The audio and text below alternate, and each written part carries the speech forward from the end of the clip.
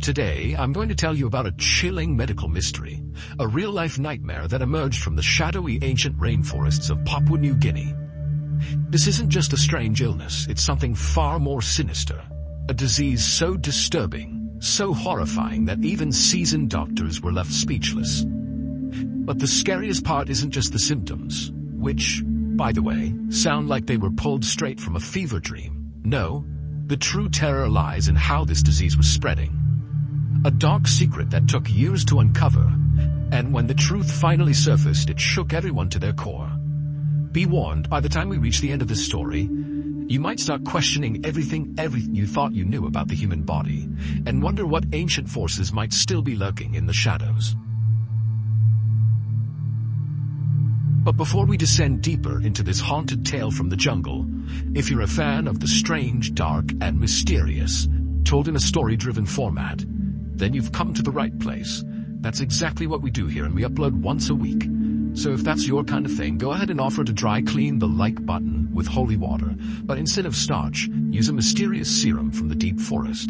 Also, don't forget to subscribe and turn on all notifications, so you never miss a weekly journey into the unknown. Now then, get ready, turn off the lights, take one last look around your room and listen closely, because this story will change the way you see the world forever.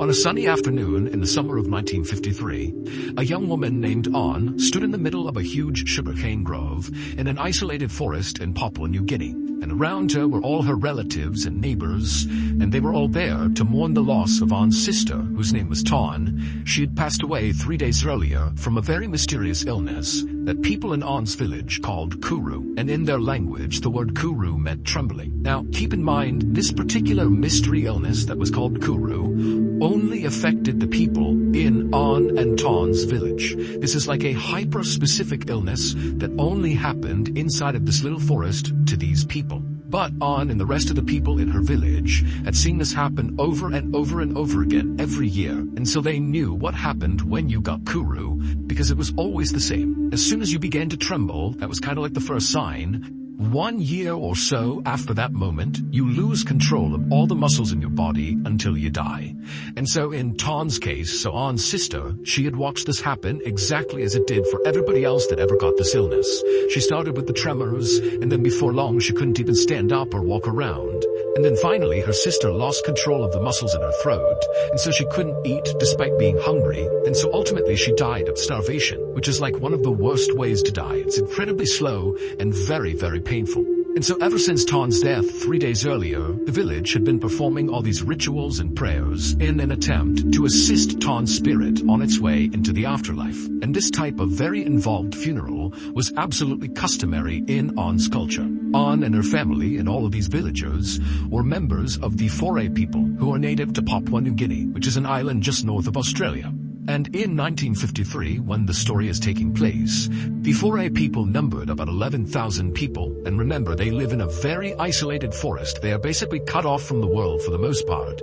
But they were beginning to fear that they were going to go extinct because of kuru. Every year, the Foray people lost 200 people to kuru, and for the most part, the victims were women, like disproportionately so, which made it even more likely that the Foray people would go extinct, because if you lose all the women, you can't have any more kids. And in fact, by 1953, so many women had died from kuru that by this point, there were 3 times as many men as there were women. In fact, the leading cause of death for Foray women was kuru. But the Foray people did not view kuru as just an illness. They actually viewed it as a curse. In fact, that was completely accepted that that is exactly what it was. This is not like getting a cold. Somebody did this to you, like a sorcerer somewhere, some unnamed sorcerer that's like coming into the forest, is targeting these women and cursing them with kuru.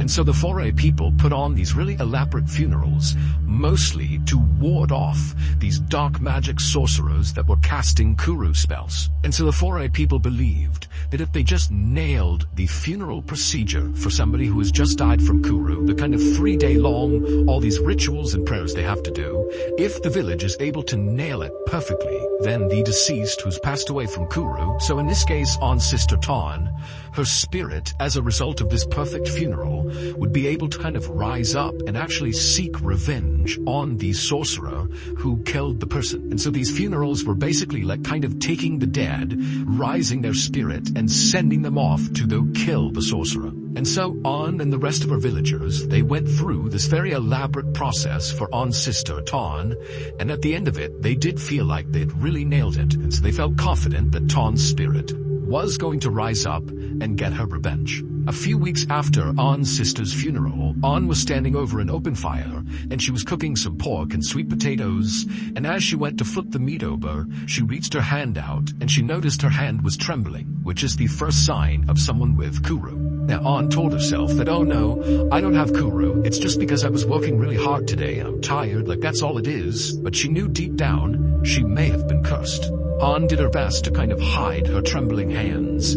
However, after about a month from that first time she noticed her hands shaking, she noticed she wasn't really able to stand up without kind of losing her balance because her legs were starting to tremble. And finally, when she basically couldn't even stand up without assistance, this is again only 1 month after that first tremble, she knew she had Kuru.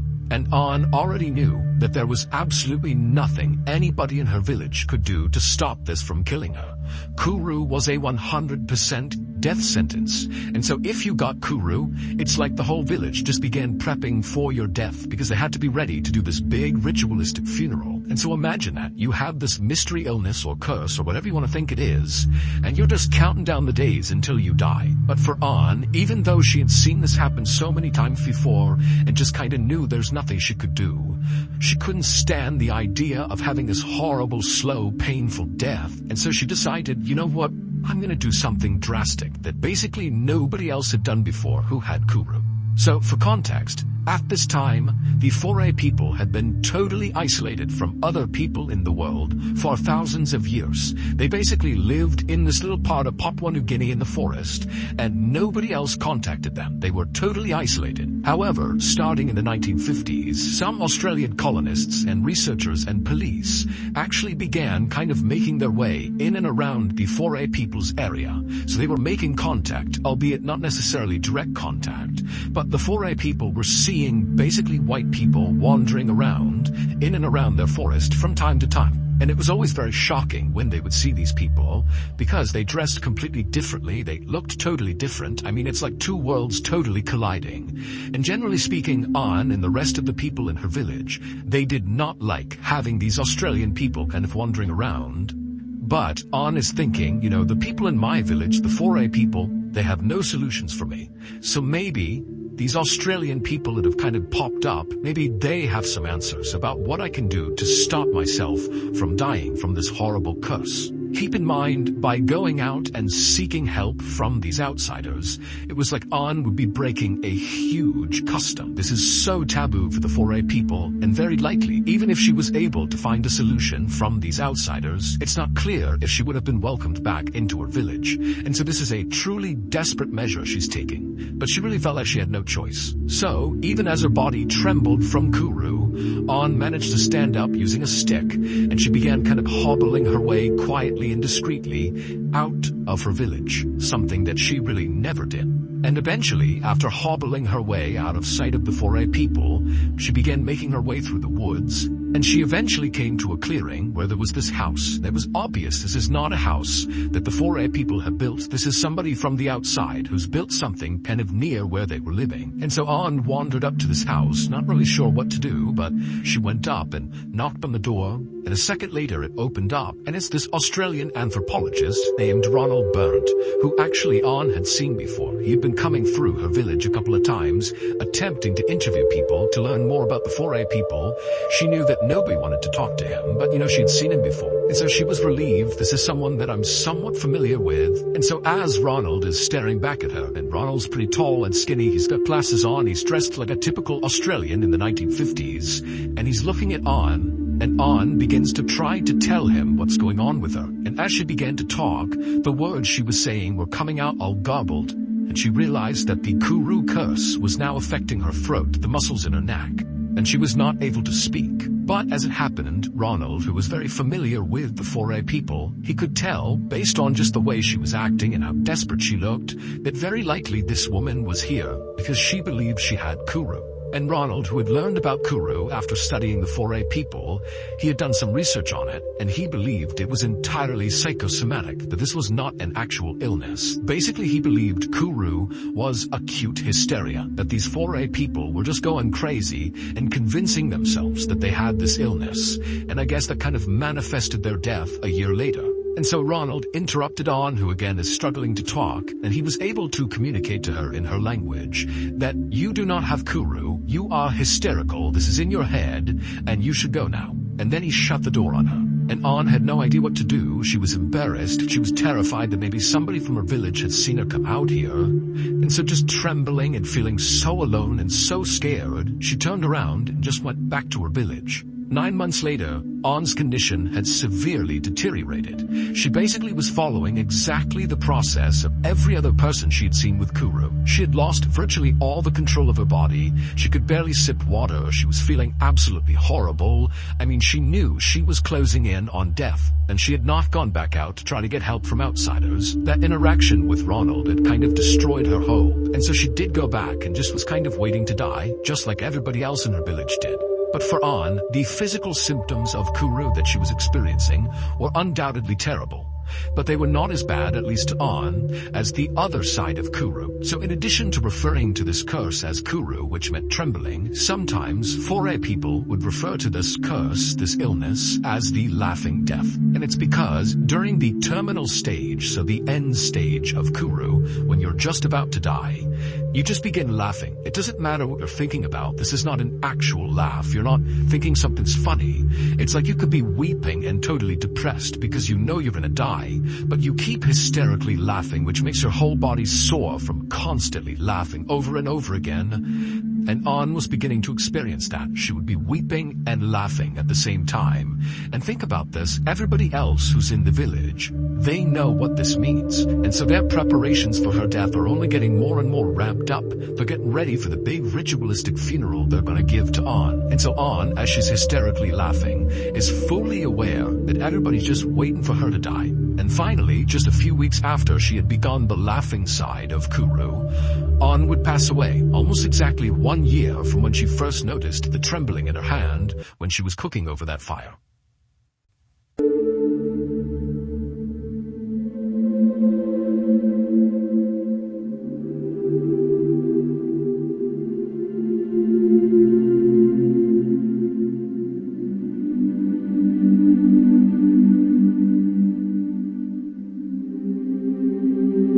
After On's death, more and more people just kept on getting Kuru, and over the next 7 years, it was like clockwork. 200 plus foray people died from Kuru every year, and nobody had any idea how to stop it. It just became a part of their lives. And again, they kept getting closer and closer to being extinct. It was this really terrifying time. 7 years after On's death, so in 1961, a medical anthropologist named Shirley Lindenbaum was sitting in her office at City University in New York, reading over old scientific articles. And as she was just kind of flipping through them, she noticed there was an article from an Australian anthropologist named Ronald Burnt, the same guy who had turned On away and told her, no, you don't have Kuru, that's not real, it's psychosomatic. And in this article, Ronald outlined these symptoms that the foray people were exhibiting that obviously were not real. They had tremors, loss of muscle control, and huge mood swings. But Ronald was like, it's all in their head. It's not a real disease. But to Shirley, as she's reading this, she's thinking, why has Ronald decided this has to be psychosomatic? These symptoms seem like a real disease, like a neurological condition. Something must be attacking their brains, causing them to have these symptoms and then die. But when Shirley, just out of curiosity, began to do some additional research on the Kuru disease, or whatever you want to call it, she discovered that there was basically no real research other than Ronald's about this weird illness. And so she decided, you know what, there's a gap in the research, and I'm going to fill it. I'm going to figure out what's going on with the foray people and this weird thing called Kuru. So, the following summer, when Shirley finally had some time, She left New York and flew to Papua New Guinea, and she made her way into forests to contact the Foray people. And eventually she reached some of these small villages that contained Foray people, and the Foray people, even if they didn't necessarily embrace Shirley, many of them were open to at least speaking to her and talking about their culture, their customs, their history, and of course talking about Kuru, this curse. And eventually Shirley made her way into this one particular Foray village, where she actually saw a white man just walking around in this village, so he really stood out. And so immediately Shirley walked up to this guy, and he introduced himself as Dr. Michael Alpers, and he told Shirley he had been living in these villages with the Foray people for several months because he was studying Kuru. He wanted to figure out, what's actually causing it, because he also felt very skeptical at the idea that this is just psychosomatic. That did not seem very plausible. And so Shirley and Dr. Alpers were totally aligned, and they're like, hey, let's swap notes and do this together. And so Shirley began telling Dr. Alpers about what she had learned so far, and she said that when she showed up in Papua New Guinea, she believed what Kuru was a genetic brain disease, meaning it would be passed down from, parent to child and so on and so forth.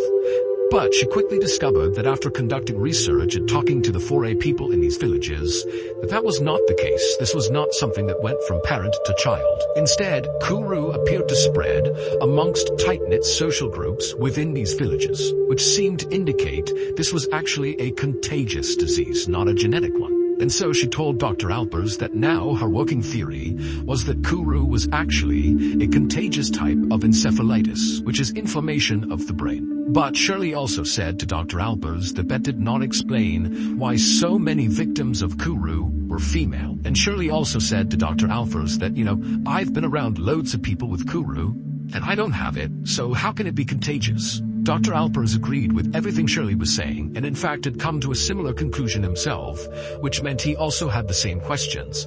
Why only women, and why wasn't he getting it? But he told Shirley that when he began trying to answer this question, he discovered that actually, in addition to lots of women getting Kuru, also lots of kids got Kuru. Not necessarily parent to child, but also children in these villages seemed to be slightly more susceptible to getting Kuru than men.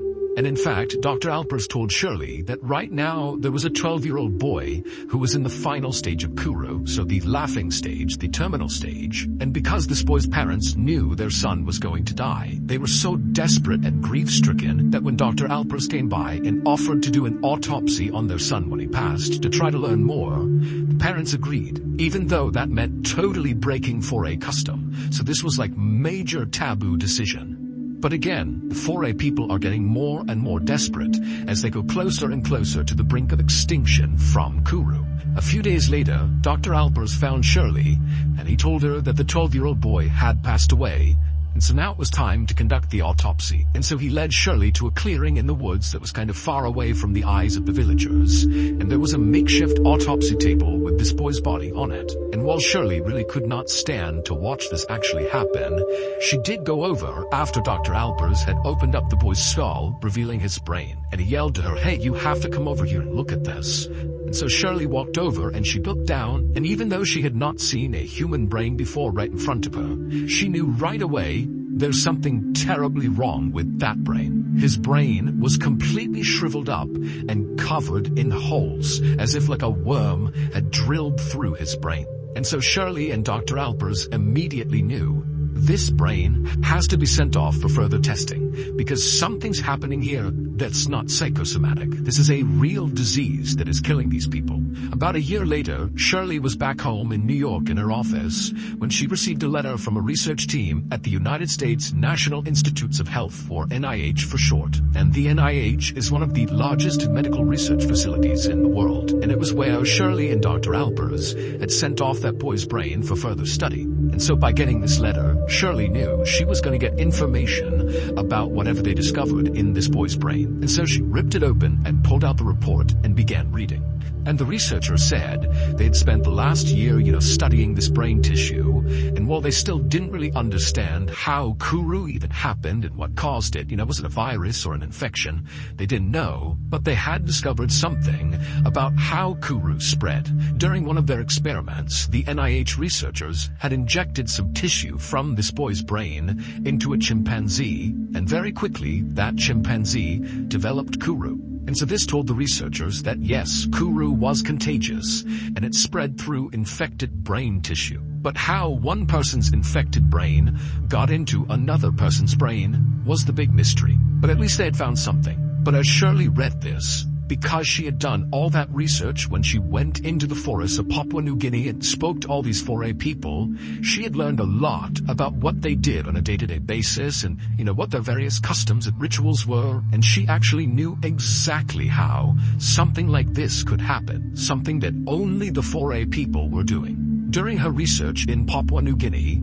Shirley had learned that 4A people believe all humans have 5 distinct souls. There was that one soul that 4A people believe they could basically summon up out of a deceased person that would then go avenge that person's death. So think about how all those people who died from Kuru, they believed that was a curse from some sorcerer. And so a big part of that funeral process was to call out that soul to go avenge their death, go find the sorcerer and kill them. But that was just one soul. There were 4 others. And of these 4 others, there was one called the Quila, which was the most dangerous. Quila meant flesh in the 4A people's language, and this soul was like a manifestation of death and decay, because that's what our flesh does. It just kind of gradually dies all the time. And so they looked at the flesh as being a really bad thing. And so they believed after someone died, their flesh needed to be stored properly. Otherwise, it would pollute the air and cause more death and decay for other people that were still alive. And the safest place, according to the 4A people, for the Quila to be stored, so human flesh, was inside of a woman's body. And the reason for this is 4A people believe women's bodies are much more resilient than men's, and so if anybody could withstand holding Quila inside of them, it would be the women. But there was a very specific process that the 4A women had to follow in order to kind of put this Quila inside of themselves. And multiple 4A women had explained this totally bizarre process to Shirley when she was out there talking to the people in the village. The way it worked is a few days after a 4A member has passed away, this huge feast is prepared, except the feast only consists of the Quila. Basically, the person who is dead is chopped up and prepared by the women, like their entire body gets consumed. Now, keep in mind, anybody hearing about this who's not a member of the 4A people would be like, oh my God, that's horrible. But to 4A people, this ritualistic cannibalism was actually an act of love. The idea was by having these women consume the Quila, consuming the dead person, you are protecting the living because you don't want the Quila out and about polluting the air, and you are respecting the dead. But remember, Kuru got spread through infected brain tissue. And it just so happened that during these funeral feasts, when they were consuming the Quila, the brain of the deceased person was an absolute delicacy. And so the brain was reserved for close female relatives of the deceased person. And so during On's sister's funeral, so when Ton passed, what do you think On ate? She ate Ton's brain. And then also, critically, Shirley had learned that a lot of these women who were given the brain, this delicacy during these funerals, they would often sneak little pieces of the brain and hand it out to kids as like a little treat. They would take the brain and eat it. Nobody knew. That's why the kids were also getting Kuru. And so a few years after this incredible discovery by Shirley about how Kuru was being passed along, the Australian colonial government banned the practice of ritualistic cannibalism in Papua New Guinea. Basically, they were telling the 4A people to stop eating the dead. It's what's killing you. And the 4A people, who were very desperate to stop being killed by Kuru, they took to it, stopped eating each other, and so Kuru was virtually eradicated, and the 4A population, instead of sliding towards extinction, actually began to grow really fast. And today, the total population has at least doubled. And also, just to close this out, one final note is it took until 1990 to actually figure out what was going on inside of these people's bodies when they had Kuru.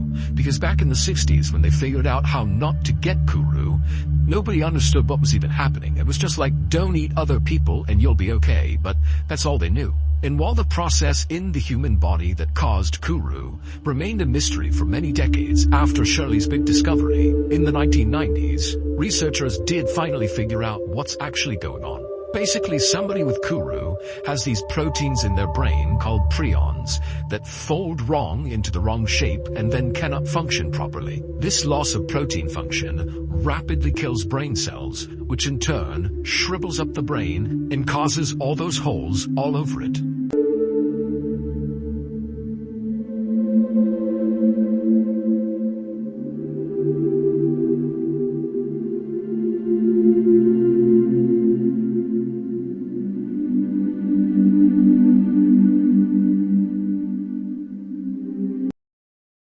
And that is the terrifying truth behind one of the most mysterious and disturbing medical phenomena ever uncovered.